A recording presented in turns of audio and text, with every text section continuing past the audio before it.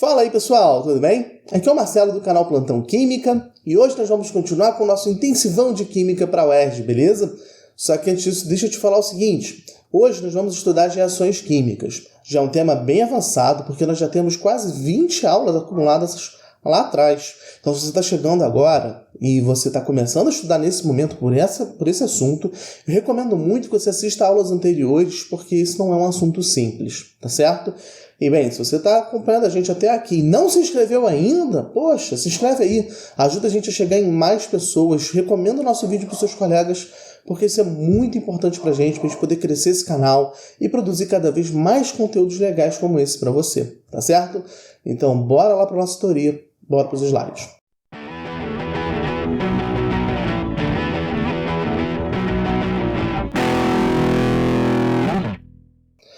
Bom, gente, as reações químicas que a gente vai estudar aqui são aquelas que podem ser classificadas num desses quatro conceitos. Tem as reações de simples troca, dupla troca, decomposição e síntese, tá certo?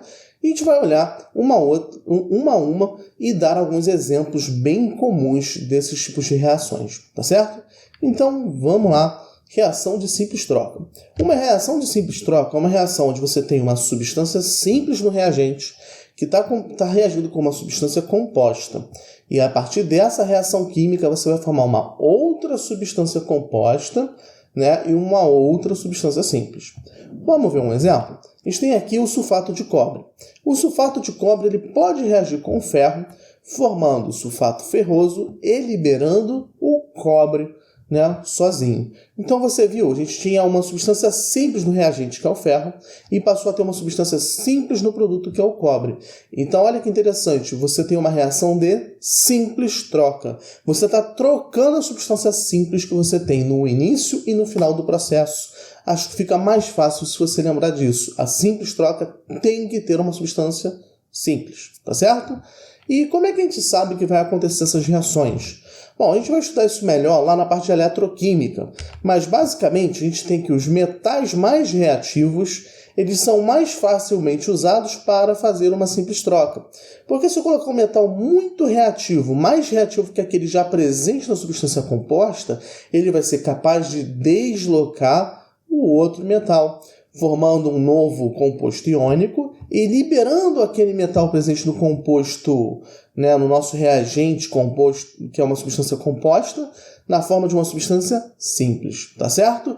Então é sempre muito mais fácil você formar uma substância simples se eu usar um metal que seja alcalino, um alcalino terroso, alumínio, zinco, ferro, e se as outras, né, os outros cátions que estiverem presentes na substância composta for um cátion, né, considerado nobre, menos reativo, como platina, ouro, prata, mercúrio, cobre, que é o nosso exemplo aqui na nossa reação, tá certo?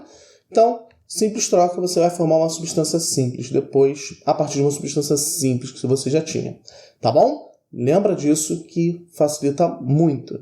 E bom, como eu já falei, essa parte de entender o porquê das reações, a gente vai conhecer mais esse conceito lá na eletroquímica, tá bom? Quando a gente falar dos potenciais de reação, a gente vai poder entender melhor por que esses metais alcalinos são muito reativos, por que o alcalino terroso é muito reativo e por que eles vão ser capazes, né, de fazer essa reação de simples troca em relação ao reagente que já existia. Tá legal? Então, vamos seguir aqui. Reação de decomposição é uma reação na qual você tem um reagente químico, né, que ele vai sofrer uma análise, ele vai ter rompimento de suas ligações químicas, formando outras substâncias. Então, olha só, imagina que eu tenho uma substância de fórmula AB, né, que eu tenho A ligado a B, para ela sofrer uma decomposição. Eu vou formar no final uma substância que só tem A e uma outra que só tem B. Então, vamos ver alguns exemplos? Temos aqui o carbonato de cálcio. O carbonato de cálcio, quando a gente aquece ele sofre decomposição, formando a cal, né, que é o óxido de cálcio, e o CO2. Então você tinha lá uma substância inicial, carbonato de cálcio, e ela vai ter rompimento de suas ligações químicas, formando outras duas substâncias. Tá certo? Então, a decomposição é esse tipo de processo químico, onde você, a partir de uma única substância, você vai romper ligações e formar outras substâncias químicas, tá certo? Então, também muito importante, inclusive, a decomposição do carbonato de cálcio, dos carbonatos em geral e dos bicarbonatos são extremamente comuns, né, em provas, em vestibulares, e pode, inclusive, aparecer no vestibular da nossa tão querida UERJ. Tá legal? Bom, seguindo, nós temos as reações de dupla troca. O que é uma reação de dupla troca? É uma reação onde você tem um par AB que se combina com um outro par CD e eles vão trocar. O A vai passar a se ligar com o D e o C vai se ligar com o B. Vamos ver um exemplo? A gente tem aqui o nitrato de prata que reage com o cloreto de sódio, né? Onde há a formação do nitrato de sódio e do cloreto de prata. Tá legal? E bom, como é que a gente sabe que vai acontecer uma reação de dupla troca? Ela acontece preferencialmente se houver formação de um gás, formação de um sólido, que a gente chama de precipitado aqui na química, neutralização de ácidos ou de bases, ou formação de ácidos e bases mais fracas. Tá legal? Então, se você tiver uma reação de dupla troca, se tiver que propor se ela acontece ou não, tenta verificar esses tópicos. Se algum desses tópicos acontece, é muito provável, diria que quase certo, que essa reação química acontece. Tá legal? Então, vamos seguir aqui com alguns exemplos de reações de dupla troca. Temos uma reação ácido-base de neutralização. Se eu pegar o ácido clorídrico com o hidróxido de sódio. O ácido clorídrico, né, quando ele está em água, ele está separado. Tem o H+, e Cl-. E o hidróxido de sódio também. Eu tenho o Na+, e o OH-. Quando ele reage lá em água, o que a gente vai ter? A gente vai ter a formação da água, pela combinação do H+, com o OH-, e vai ter a formação do cloreto de sódio, pela combinação do Na+, com o Cl-. Então, eu espero que tenha ficado bem marcado aí para você entender o que é essa dupla troca. Você trocou, né, as espécies que estavam combinadas umas com as outras no início do processo para formar novas espécies lá no final. Tá legal? Vamos ver mais um exemplo? Temos aqui a neutralização do ácido sulfúrico pelo hidróxido de potássio. E atenção, porque o ácido sulfúrico ele tem 2 H+. Então, para eu fazer essa neutralização certinha, né, eu vou ter que tomar cuidado com a quantidade de hidroxilas. Eu preciso de 2 hidroxilas para poder fazer essa neutralização. Então, eu vou pegar 2 hidróxidos de potássio para poder combinar ali com ácido sulfúrico, né, de forma correta. Então, ó, formei ali 2 águas, certo? E também, agora com o que sobrou, vou formar o sal sulfato de potássio. Então, você está vendo como é que a gente faz uma reação de neutralização? A gente tem que tomar cuidado, né, para balancear corretamente a quantidade de H+, com a quantidade de OH- que tem em cada um dos lados das reações, para que no final você consiga formar apenas água e formar o sal, né, específico. E se você balanceou certinho a quantidade de H+, com OH-, o somatório das cargas dos cátions restantes e dos ânions restantes vai combinar certinho para formar o sal da reação. Tá legal? Então, tem que exercitar muito, porque reações de neutralização é a reação que mais cai nos vestibulares, inclusive o da UERJ. Tá legal? Então, vamos seguir. Reação de síntese. O que é uma reação de síntese? É uma reação de você, a partir de 2 reagentes químicos, vai formar apenas um, tá certo? Ou de 2, 3 reagentes químicos, vai formar uma quantidade menor de reagentes. De produtos, desculpa. Então, vamos lá. É uma síntese muito comum, síntese da amônia. Caramba, aparece em todo vestibular da UERJ, acho que em todo o processo aparece uma reação falando de síntese da amônia ou explorando a amônia de alguma forma. Então, a síntese da amônia é uma reação muito importante. Você tem ali a reação onde 3 moléculas de hidrogênio reagem com uma molécula de nitrogênio para formar 2 moléculas de amônia. Tá legal? Então, outro exemplo que a gente pode ter de síntese são reações de hidratação de óxidos básicos para formar os hidróxidos. Vamos ver alguns exemplos. Se eu pegar o óxido de sódio e reagir com água, eu vou formar o hidróxido de sódio. Se eu pegar o óxido de potássio e reagir com água, eu vou formar o hidróxido de potássio. Se eu pegar o óxido de cálcio e reagir com água, eu vou formar o hidróxido de cálcio. E assim por diante, com vários óxidos básicos, tá certo? Então, o óxido de magnésio reage para formar o hidróxido de magnésio, o de ferro para formar o hidróxido de ferro, o de chumbo para formar o hidróxido de chumbo, beleza? Essas reações são muito importantes, elas aparecem também com uma frequência enorme, tá certo? E é bom você saber que elas podem ser classificadas como uma reação também de adição, tá legal? Então, beleza. Outro tipo de reação de adição é a hidratação dos anidridos para formar os oxiácidos. E como é que são essas reações? Você vai pegar o anidrido, né, para formar o ácido. A gente já viu isso quando a gente estudou ácido. Como é que a gente faz? A gente vai somar tudo junto na mesma molécula, botando o H na frente e o O no final. Então eu tenho aí o anidrido, né, hipocloroso, vou reagir com a água, vou formar um ácido hipocloroso. Então vou colocar, tenho 2 hidrogênios na água, 2 hidrogênios na frente, tenho 2 cloros na molécula inicial, 2 cloros na molécula que vai ter ali no final, e 2 oxigênios que somam no final. Você viu que tem aí 2 em tudo que dá para simplificar? Então você simplifica. Então temos aí 2HClO, que é o ácido hipocloroso. Legal?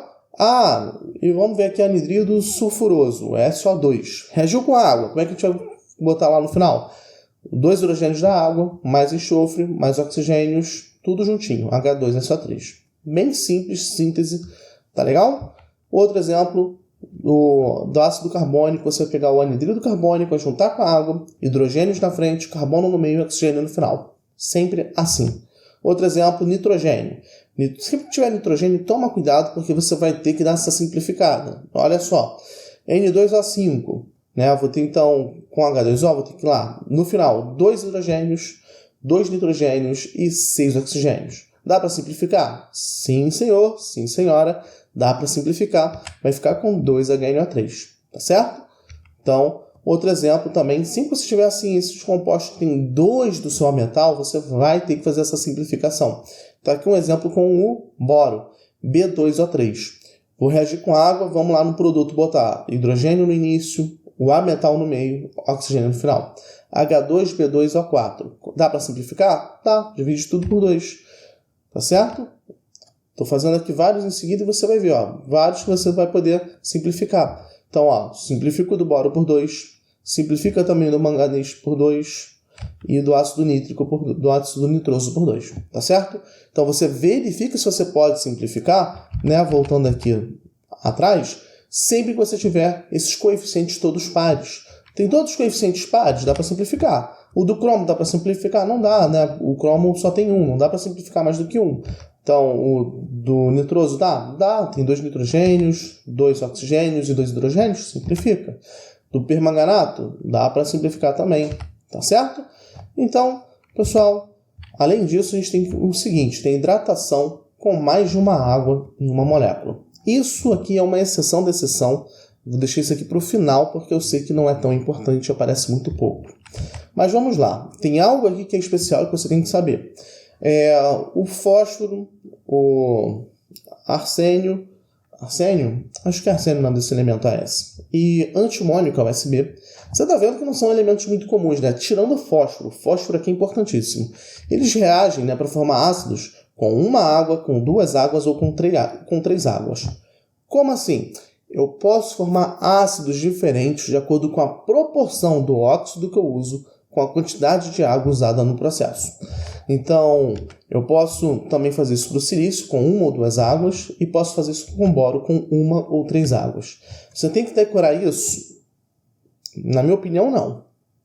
Eu não sei isso de cabeça.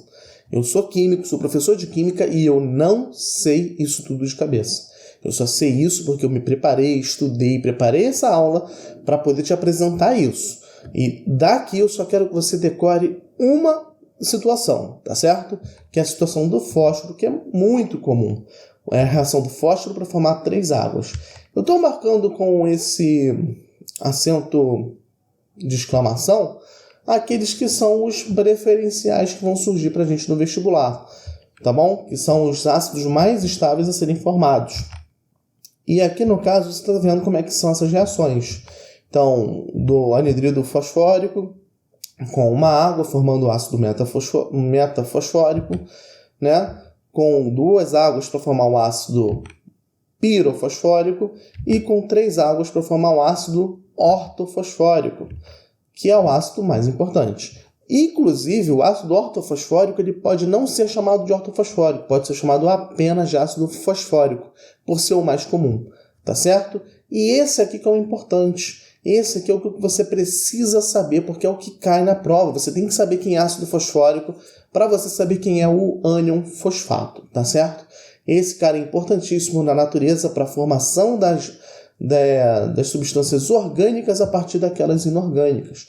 É fundamental para o para os metabolismos dos seres que estão em um ecossistema. Então, o fosfato ele é um excelente, né, reagente para indicar a qualidade de um bioma. Se você tem um bioma que tem muito fosfato, você vai ter uma proliferação muito intensa de vida. Então, se você pegar uma lagoa poluída, como a Rodrigo de Freitas está em alguns momentos, você vai ter uma quantidade muito alta de fosfato. Isso indica que ali você está tendo um fluxo de matéria orgânica, provavelmente vindo de esgoto, que está abastecendo aquela água ali com um alto teor de fosfato. E isso vai permitir, né, que aquele material orgânico seja degradado por bactérias que vão se alimentar daquele conteúdo. E essas bactérias vão crescer de uma forma muito intensa. E com isso vão competir pelo oxigênio presente na água, né, com os peixes. E as bactérias vão conseguir captar uma quantidade muito grande de oxigênio, diminuindo a oxigenação da água, levando à mortandade de muitos peixes por falta de oxigênio. Tá legal? Então é muito importante. O fosfato é um excelente marcador de qualidade, né, de ambientes aquáticos e de solo. Tá legal? Então, temos aqui também as reações do silício com a água, para que você saiba como elas são. Tá? Não acho que você precise decorar, está aqui apenas para ilustrar a nossa aula. E tem também a do boro. Tá legal? Bom, pessoal, é isso que eu queria trazer para vocês hoje. Espero que vocês tenham gostado da nossa aula. Então, deixa o like aqui no vídeo para que outras pessoas possam achar. E se você puder nos ajudar, recomende o nosso material para outro colega, para outro estudante, porque a gente está fazendo isso aqui com muito carinho e seria ótimo impactar cada vez mais estudantes com o nosso conteúdo, tá bom? Então, muito obrigado por você que ficou até aqui. Nos vemos em breve. Até logo e bons estudos!